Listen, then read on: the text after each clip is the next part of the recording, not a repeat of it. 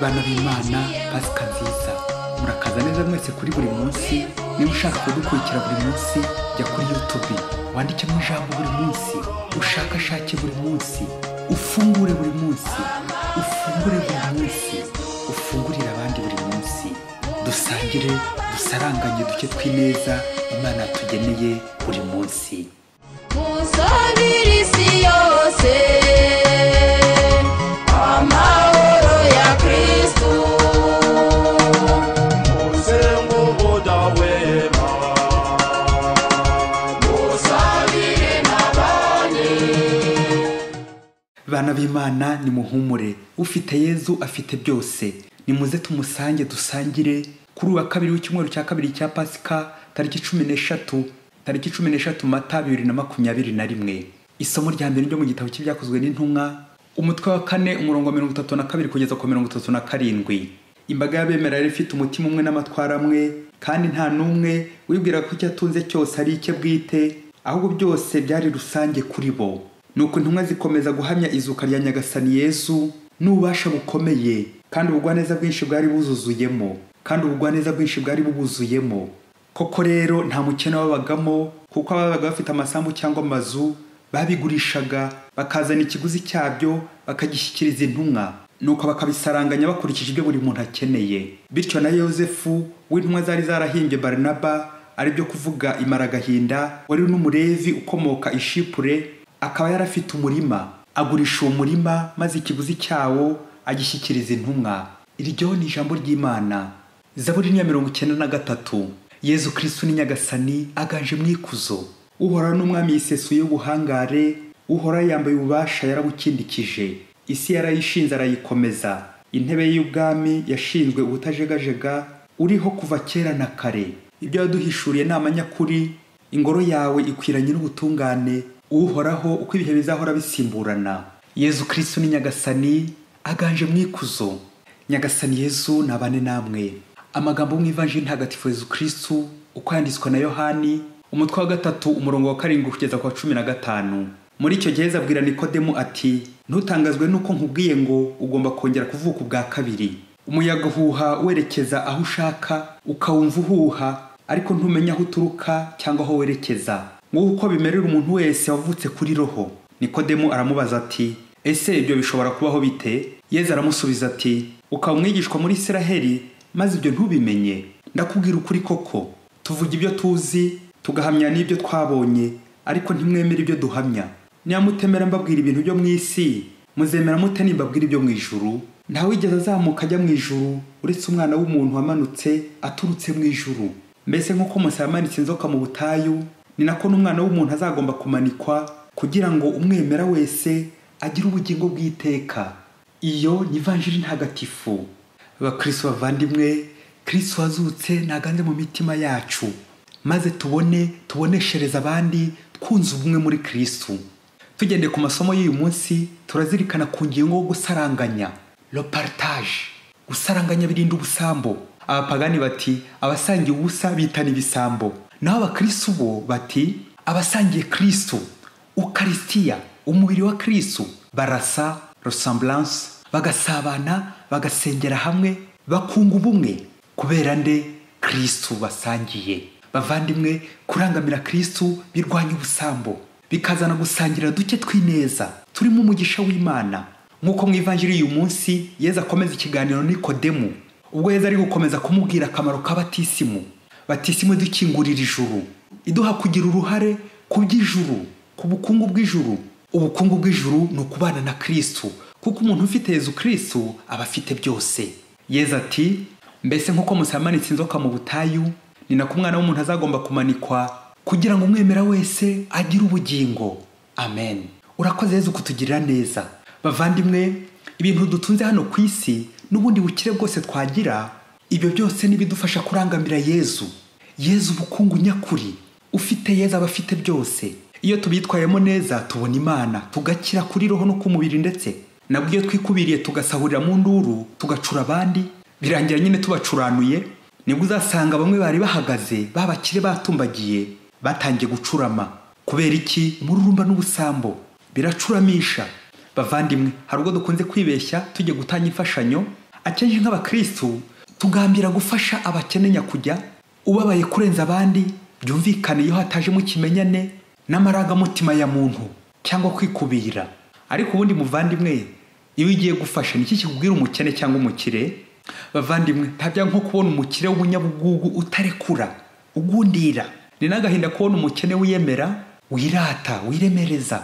Gusa bavandimwe, icy'ingenzi ntabwo ari ukurundanya ibintu byinshi, imitungo n'amafaranga menshi, ngo nibwo tuzajya gufasha abagenzi bacu. Ahubwo umutima mwiza ntabwo ari ikibazo cy'amafaranga menshi cyangwa ubukire bwinshi, ahubwo n'umutima. Wa mutima urangamira Yezu ku musaraba, ukarangamira imbabare, wa mutima w'impuhwe. Umutima mwiza ni rwo rugero rwiza rw'abakristo ba mbere ku ikubitiro, l'église primitive. Abo nibo twumvise mu isomo rya mbere. Bagize bati, imbaga y'abemera yari ifite umutima umwe n'amatwara amwe. Amen. Mu Gifaransa ho bati, la multitude des croyants n'avait qu'un cœur et qu'une âme. Ntabwo ari uko aribo bari batunze byinshi cyane by'ikirenga, ahubwo kugushyira hamwe no gusaranganya bagahuriza hamwe n'umutima umwe, ahubwo kugushyira hamwe bagahuriza hamwe n'umutima umwe nibyo byabateraga gusaranganya bitewe n'icyo buri muntu akeneye. Ese muvandimwe, wagize ngo abantu baramutse bahuza nubwo bakene ibintu by'umubiri, les biens matériels, hari icyo baba? Ahubwo iyo hatangiye kwikubira, gushyira mu kwaha, gusahura, le gaspillage, umwe akanyura hirya undi akanyura hino, buri wese agenda kurura yishyira, hatangira babiracika muri urwo rugo. Babiracika batangira kwidegembya, za bombori, urugo rugashya, bakirirwa kandi bakarara ku muguruko, gukoresha nabo umutungo, kwikubira. Icyo gihe ikigo kirahomba, urugo rukarindagira, amatiko akaba yose. Ngiyo shitani y'ubusambo. Bavandimwe, iyo inshinga yo gusaranganya yabuze, iyo kudurumbanya irinjira, gusandaza. Ngiki kimenyetso cya shitani. Gusandaza nta gusaranganya nyine. Tugende ku bakristo ba mbere, bakusanyaga buri wese icyo afite, bagahuriza hamwe, nuko bagasangira bakurikije ibyo buri muntu akeneye. Tujye kurebera hamwe ubwoko bubiri bw'ingenzi bw'ibintu dukenera buri munsi, hanyuma tuze kumenya uko tubisaranganya. Byumvikane nta mukene waba turimo mu gihe dusaranganya, duhuriza hamwe tugasaranganya dukurikije ibyo buri muntu akeneye nyine. Dukenera ibintu by'umubiri n'ibintu bya roho kugira ngo turusheho kubaho neza. Icya mbere, ibintu by'umubiri. Umubiri wacu ukenera ibintu by'ibanze, les besoins primaires, nko kurya, kwivuza, kuryama, kuruhuka, kwambara n'ibindi byinshi bidusaba gukaza ijisho tugakora, tukareba uko twasaranganya n'abandi birumvikana. Muvandimwe, ujye uzirikana ko ibyo byose wagezeho kandi ufite ari Imana yabigushoboje, ari Imana yabiguhaye. Nimutange ku buntu nk'uko namwe mwahawe ku buntu.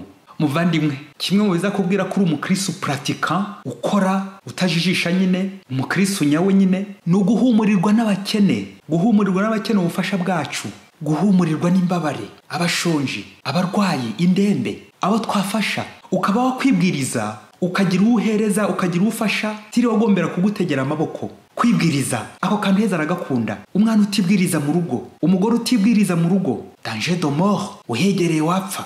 Kwibwiriza ugahumurirwa n'abababaye, bityo umuturanyi, bagenzi bacu ntibakaburare duhari, ntibakabura icyo bambara tugifite, ntibakishwe n'ibibazo kandi duhunitse imitiba y'ibisubizo, turi kwiberaho mu murengwe kandi abandi bari kwicwa n'inzara. Rimwe na rimwe ukaba wamena ibiryo kandi hari abandi babyifuza bari kwicwa n'inzara. Rero tukaba nk'abakristo ba mbere b'umutima umwe n'amatwara amwe muri Kristo Yezu, nguko kumvikana tugasangira duke twineza, turimo umugisha w'Imana. Icya kabiri, ibintu bya roho dukenera buri munsi. Ubuzima bw'isengesho, la vie spirituelle. Ufite ibintu ni byiza, ukamenya kubishakisha mu inshuti ni byiza, ukabibaniramo n'abandi ni byiza, ariko ukanamenya no kwegera Imana. Umuntu ashobora kuba ari umukire, umutunzi, umuherwe, yarigaruriye iby'isi byinshi, ubutegetsi, amakuzo, ariko yarabuze Imana, akeneye Imana, n'umutindi ku Mana. Ijisho ry'umukristo ni ukumenya kureba abakene, ukaba wabasangiza iby'Imana, ukabasangiza ijambo ry'Imana rya buri munsi, umurongo wa Bibiliya, kuko hari abantu benshi, imbaga nyamwinshi badasoma Bibiliya. Wamenya Imana ute niba udasoma Bibiliya? Ukabasangiza ubuhamya bw'ibyagufashije, ukabasangiza ubuzima, ukabasangiza isengesho, nguko gusabira abandi. Isengesho ryanjye mu gusabira abandi, ugasabira abuzi n'abo utazi. Ngubu twese abatuye isi tugasaranganya, tugatakambira Imana muri iki gihe cy'icyorezo cya coronavirusi, kugira ngo Imana iturengere dutabare, idukize iki cyago cy'umwanzi Sekibi cyashatse kudusandaza, tugasanga Imana tukayisaba ngo idusane. Uko no gushyira hamwe kuri roho, bityo nta kubihirikira kuri papa n'abandi bayobozi ba kiliziya ndetse n'abandi bakristo bitanga ngo nibo basabira isi bonyine. Oya, ahubwo nawe ugashyiramo urwawe ruhare, bityo aho uri umenye gusangiza abandi ibyishimo n'amahoro. Abandi ntibabe mu ntambara kandi uri aho ngaho, abo mubana bahore bishima kubera ko muri kumwe musangiye ubumwe. Ntimugasangira ubusa n'ubwa shitani. Gusangira isengesho, gusabirana no gusanga Imana. Ese babyeyi, mwagize ngo gusangira, gusaranganya, gushyira hamwe muri iki gihe ngo umukire abe yazana imodoka ze nyinshi, ashyire hamwe n'umukene uragira udukoko tubiri, ngo ufite amaduka azana amafaranga menshi amaze kunguka yose, ashyire hamwe n'umubyizi w'umuhinzi, nuko dogiteri na imanitse ngo bagashyira hamwe amafaranga yabo y'umushahara, ufite amazu menshi akodesha ngo agashyira hamwe n'umupangayi, ngo bose bagabure bugenge, yewe ngo bashyireho n'irati nk'uko rura ijya n'ibiciro nk'igabura ringanya impare. Oya babyeyi, ntabwo ari cyo bishatse kuvuga. N'abakristo ba mbere nko twabyumvise mu isomo rya mbere, bagaburaga bakurikije ibyo buri muntu akeneye, guha buri wese icyo akeneye. Ese mugenzi wanjye tubana akeneye iki ngo nkimuhe? Rero gusaranganya muri iki gihe bavandimwe ni ukumenya icyo mugenzi wanjye tubana akeneye, dore ko isengesho rikozwe neza rihumura rigakubwira icyo undi akeneye. Rero no gucunga ibyawe ukirinda gusabira n'iby'abandi, ukanyurwa n'igihembo cyawe n'umushahara wawe, ukanyurwa n'ibyo ufite n'uko umeze. Ntukamere nk'aho mugabo mbwa urya utwe akarya n'utw'abandi. Erega gukira ni ugukiza abandi, aho gukirira mu by'abandi être généré dans les biens d'autrui, aho ibyawe bigakiza abandi bakaguprofita nk'uko natwe duprofita Yesu. Birababaje ushobora kuba n'umukire ariko ukize ku busambo, ku ngeso mbi z'urukozasoni, ku bugugu, ku bubeshyi, ku bunebwe. Muvandimwe, urumva ko nawe byakugora gushyira hamwe n'abandi. Icyo gihe wahita ubasandaza kubera ibyo by'ibyibano bazanyemo. Aho icyiza ni ukuzana amahoro, ukazana ibyishimo, ukabisangiza abandi. Birababaje abavandimwe, muri iyi si, muri ibihe bya none hadutse ubujura bukomeye cyane butibisha intwaro gusa, ahubwo bwibisha ijisho, ku buryo bwacanze abantu benshi. Hirya kure muri Afurika, abana b'imfubyi bafashwaga n'abazungu, babagira neza, bakabarihira amashuri, bakabagaburira, bakabitaho neza, dore ko babaga mu kigo. Abayobozi b'icyo kigo rero, directeur na comptable, bakaba batarumvikanaga, ntibacanaga uwaka. Kubera iki? Amafaranga nyine birumvikana. Nuko umwe yabadahari, undi agaprofita, agakembura kuri ayo mafaranga, ndetse n'ibintu babaga bafite mu kigo ari amafaranga, ari ibikoresho by'ikigo, nuko bakabigurisha. Ikiguzi kivuyemo se wagize ngo bagishyikirize intumwa? Reka da, uri wese ku giti cye yihisha birumvikana, yasunikiraga kuri konte ye, gusa kinda kugira igikorwa cy'iterambere yakora ngo hato batamuvumbura bakamwirukana. Ariko igitangaje kandi kibabaje, abo bayobozi bombi b'abanyamayeri bagahuriza hamwe kuri raporo, bakayitekinika igahura equilibre, nuko bayohereza b'abazungu bakaba barabemeje ngo abana barabyibushye, bambaye neza, bari kwiga neza, ngo n'ibintu biri gukoreshwa neza nk'uko bigaragara muri raporo. Itekinika riraha ababyeyi, ubusambo bw'ijisho, ubusambo muri raporo z'abaringa bayobozi. Ngo iminsi y'igisambo irabaze. Umunsi umwe rero hagati yabo haza kuzamo urwikekwe hagati yabo, barashwana, dore ko bari bakoze raporo hari kuburamo amafaranga menshi cyane, za miliyoni bari bararigishije. Noneho kuri raporo byanga guhura pe, babura uko babigenza. Nuko babonye batari kuvuga rumwe bombi, umwe ku giti cye anyura ku ruhande, undi anyura ku rundi ruhande, batanabiziranyeho, bandika basezera ku kazi hato batazabirukana bakanabafungisha. Buri wese yibwiraga ko urwo yabitse rwa rundi yagavuye ruzamubeshaho, ruzamumaza kabiri mu minsi iri imbere, bityo bigendere hakiri kare hatazajya n'ubakeka. Igitangaje bamaze gusezera ngo bagiye kubikuza rwa rufaranga rwabo, buri wese ku giti cye, bibwiraga ko babitsaga kuri konte zabo bwite. Kubera ko babikoraga huti nk'igisambo gikebaguza kikihuta ngo bataza kugifata, iyo bayegezaga kuri banki, umukozi wa banki we yahitaga yashyira kuri konte y'kigo cy'imfubyi, dore ko yaranatubutse nyine, bizwi nyine ko ari abayobozi y'icyo kigo. Nawe ubwabo bapfaga gusinya kubera ko kurya agatagabuye bakebaguza, bagapfa gusinya ko babikije kubera igihunga n'ubwoba, ntibagire umwanya wo kugenzura konte bayashyizeho. Ari akazi baragataye, ntibyaba bikibashobokeye kongera gusubira mu kazi. Ari amafaranga bari bizeye kuri za konte zabo ntayariyo, ndetse nta n'uburenganzira bagifite bwo kuba babikuza kuri ya konte y'ikigo, kuko nyine batakira abasinyateri. Ikindi kandi cyakurikiyeho, hagati ubwabo bombi barashwana, nuko batahamara amasa gutyo n'ikimwaro, isoni zababumbye. Yewe na n'ubu babuze akazi, basigaje kujya mu muhanda gusabiriza. Birababaje abayobozi, diregiteri we, kontaburi we, mbega wowe kuki wamba iki kigo cyawe ubusa?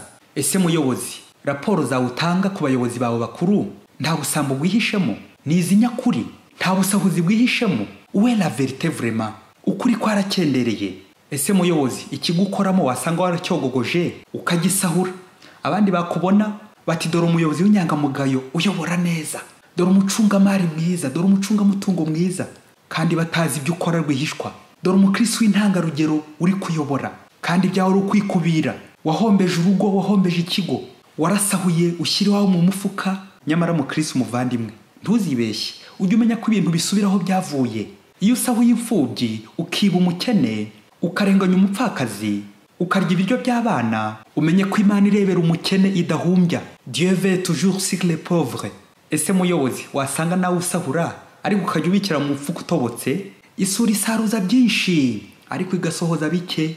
Akenshi dukunze kumva umuntu w'iby'igitoki wagiye mu murima w'umuntu akiba nk'inanasi, nuko abayobozi bakamuhondagura ngo ni igisambo, akaba yanafungwa yewe kuriha bitabuze. Nyamara yabikoze wenda kubera inzara no kugira ngo arebe ko yaramuka. Ariko ndababwiza ukuri, ibisambo byinshi byadutse mu bayobozi b'iki kinyejana, byadukana na covid. Abategetsi, abantu bakuru nibo basigaye biba ku buryo bw'agatangaza, bakibisha ijisho. Dore ko bo biba byinshi, bagasahura byinshi, bagasandaza urugo, ikigo. Kuki uwibye igitoki afatwa agahanwa, ariko uwibye ikigo akaba ari kwidegembya? Abayobozi baturira mu mibare. Hari abayobozi baturira mu mibare, abayobozi biba. Uwiba ahetse ababwiriza uri mu mugongo. Abayobozi biba ngaba batindinya kujya, abakene b'umwisho, kuko bo bakeneye ibintu byinshi, ni nayo mpamvu basahura byinshi nyine. Naho wa undi twise igisambo, we yiba nk'imyumbati n'ibinyomoro, aza kuramiriza igifu kugira ngo abeho nyine. Twarangiza tukirwa ducira abagenzi bacu imanza ngo ni ibisambo, ngo kubera ko aribo bafashwe, ngo igisambo nigifashwe. Nyamara abayobora grande boutique, ibigo byinshi, nibo bayogoje ibintu. Imishinga yose ukayikubira. Uko ntabwo ari ugusaranganya, ahubwo n'ugusesagura, n'ubusambo. Muvandimwe, ikintu cyose uzageraho utakivunikiye, ubukire uzarundanya utigeze uvunika, ukabibona par fraude, ibyo wambuye abandi, ubasahuye, ibyo wakuye mu buraya, wicuruza mu ngeso z'urukozasoni, ubusambanyi n'izindi maguye zose wakora. Hanabona ubutegetsi, ubuyobozi babwibye. Ibyo byose muvandimwe uzamenye ko ari ubusa, ni umuvumo. Uwo ni umuvumo usandaza umutima, ugatera umwiryane, amahoro akaba make aho hantu, shitani ikabasandaza. Bana b'Imana, nidusangire, dusaranganye duke twineza, turimo umugisha w'Imana. Nk'abakristo ba mbere twumvise mu gitabo cye byakozwe n'intumwa, l'Eglise primitive, buri wese anyurwe n'ubuzima afite, buri wese aharanira inyungu z'abandi, buri wese aharanira icyagira mugenzi w'akamaro, cyane cyane wo mu bana, umuturanyi, uwuzi n'utazi, uwo mukorana bya hafi. Uzamubere directeur mwiza, uzamubere comptable mwiza. Mugenzi wa mukorana mu bana ntagire icyabura kandi uhari, ntabura amahoro agufite, ntagire ibibazo kandi ufite ibisubizo. Buri wese aharanire kubanira abandi neza buri munsi. Nuko umuyobozi rero abushinzwe ubagenera igaburo ryabo rya buri munsi, nk'uko Imana yari bandikiye buri munsi. Dusangire buri munsi, dusabane buri munsi, dusaranganye buri munsi. Imana ibane natwe, amen. Mwese mugire amahoro n'imigisha y'Imana, Imana Data na Mwana na Roho Mutagatifu, amen. Padiri Masumbuko Ladislas wa Diocese ya Cyangugu. Akira amahoro ya Kristo.